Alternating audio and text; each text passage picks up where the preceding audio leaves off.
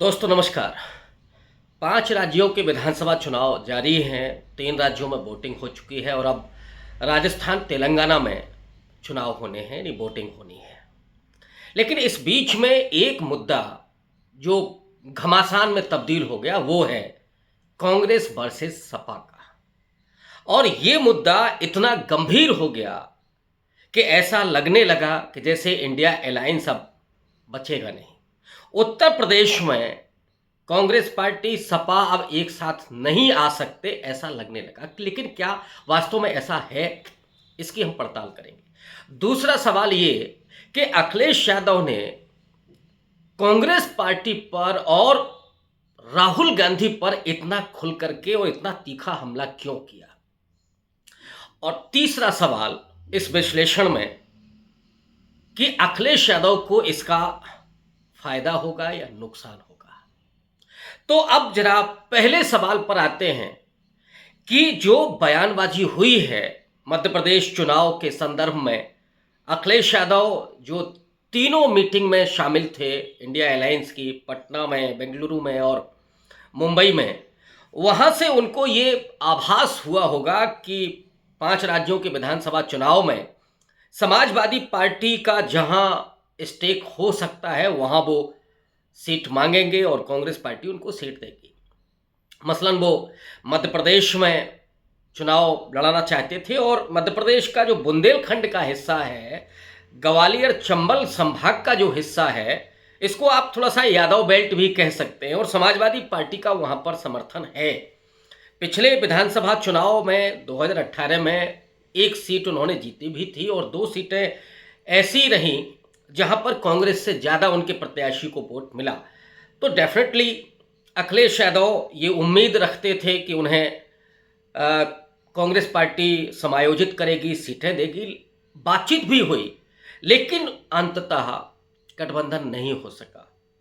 Samajwadi party को वहां सीटें नहीं मिली और उसने अपने प्रत्याशी लड़ाए, लेकिन उससे ज़्यादा जो दिक्कत तलब है वो है अखिलेश यादव और अजय राय के बीच की तू मैं।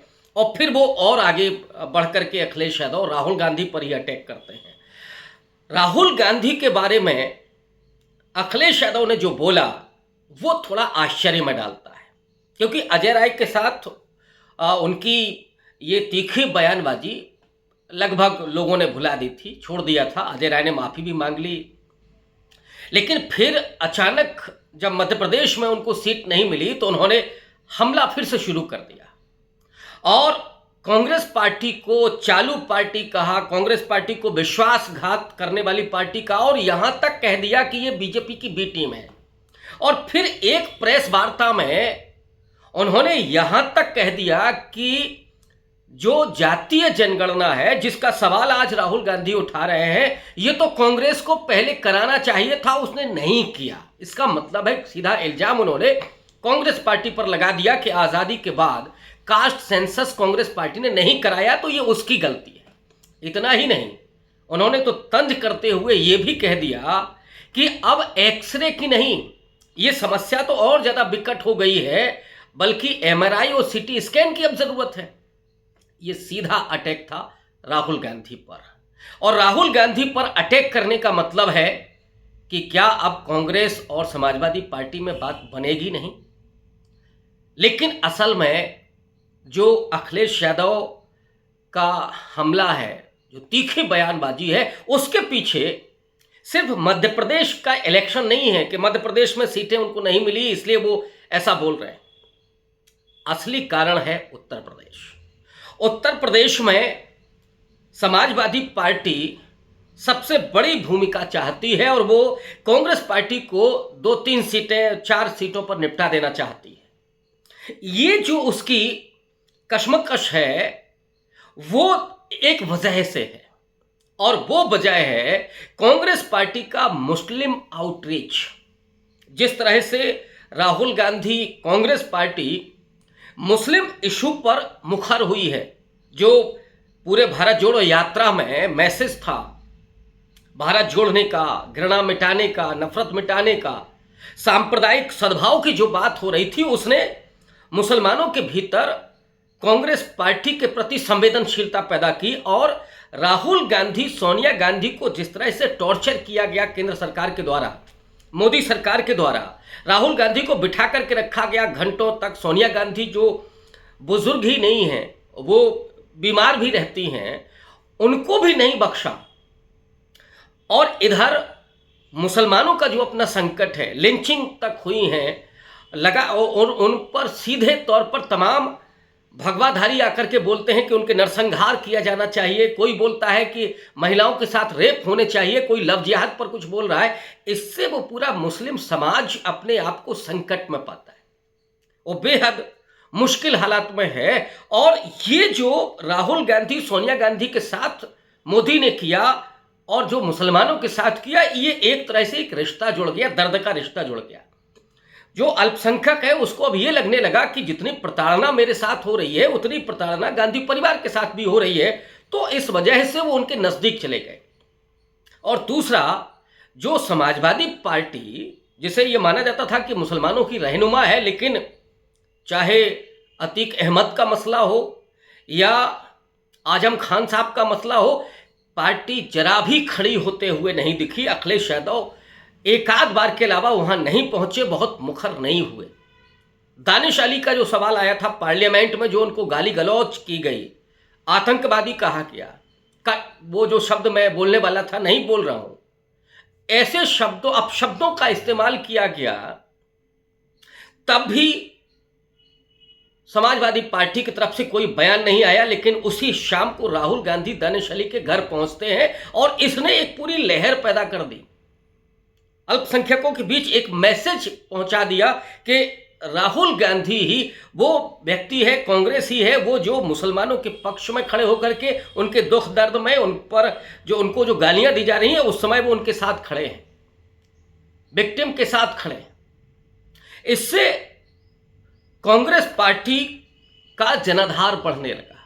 और उत्तर प्रदेश, जहां पर मुस्लिम आबादी रेटिन में 18% है, हालांकि वो 20 क्रॉस कर चुकी है उत्तर प्रदेश में, ये पुराना डाटा है, तो 18% ही हम मान लें कि बड़ी आबादी है, बड़ा वोटर है, जो समाजवादी पार्टी के साथ रहा उस पूरे मस्जिद विध्वंस के साथ, वहां से आगे तक, अभी तक। और मुलायम सिंह के बारे में मुल्ला मुलायम तक कहा जाता था, और वो मुस्लिम वोटर अब खिसक रहा है समाजवादी पार्टी से। असली जो चिंता है, जो बौखलाहट है अखिलेश यादव की, वो ये है कि उसके हाथ से, समाजवादी पार्टी के हाथ से मुस्लिम मतदाता निकल रहा है और कांग्रेस की तरफ शिफ्ट कर रहा है।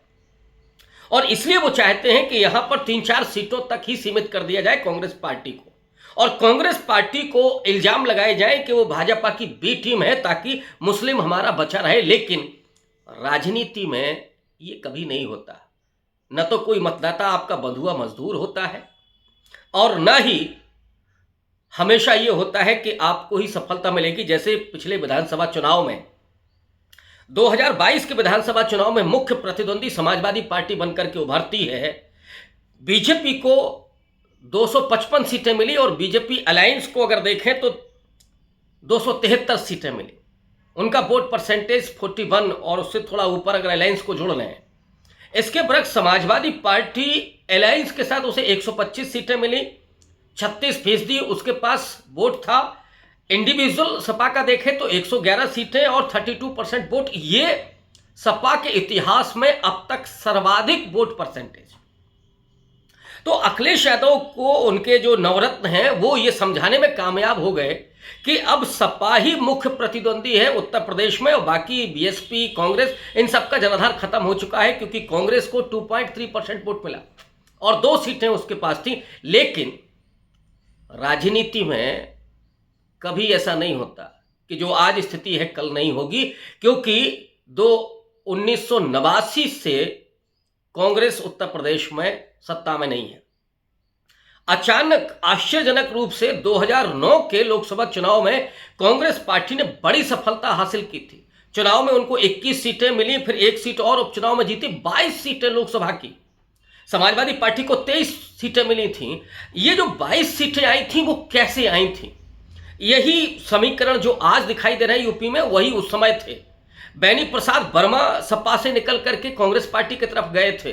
दूसरा, कल्याण सिंह से समर्थन ले लिया था, मुलायम सिंह ने कल्याण सिंह को अपने साथ जोड़ लिया था और उस वजह से मुस्लिम निकल करके कांग्रेस पार्टी की तरफ चला गया था और सीधे केंद्र में लड़ते हुए कांग्रेस दिख रही थी। इसलिए मुसलमानों के कांग्रेस में जाने से 22 लोकसभा सीटें जीती थी, बड़ी सफलता मिली थी और कांग्रेस आज उत्तर प्रदेश में इसी को देख रही है। अगर 18-20% मुस्लिम उसके साथ जुड़ता है और दूसरा जो उसका ट्रम्प कार्ड है, मल्लिकार्जुन खड़गे को उन्होंने अपना राष्ट्रीय अध्यक्ष चुना है। कर्नाटक से आने वाले मल्लिकार्जुन खड़गे दलित समाज से आते हैं और उत्तर प्रदेश में 21.5% दलित हैं। ये दलित समाज जो अपना पहला प्रधानमंत्री बनते हुए खड़गे साहब के रूप में देख रहा है, तो वो दलित समाज भी कांग्रेस की आज बात कर रहा है, कांग्रेस की तरफ शिफ्ट होते हुए दिखाई पड़ रहा है। पिछले विधानसभा चुनाव में सपा को वोट गया था उन दलितों का जो बीजेपी को नहीं चाहते थे, बीजेपी को हटाना चाहते थे।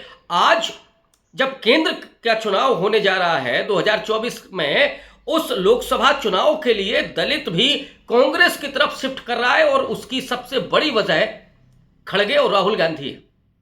राहुल गांधी आज अपने हर डायलॉग में दलित, ओबीसी और आदिवासी की बात करते हैं, उनके सम्मान की बात करते हैं, उनके सशक्तिकरण की बात करते हैं, उनके बुनियादी सवालों की बात करते हैं, शिक्षा और स्वास्थ्य की बात करते हैं।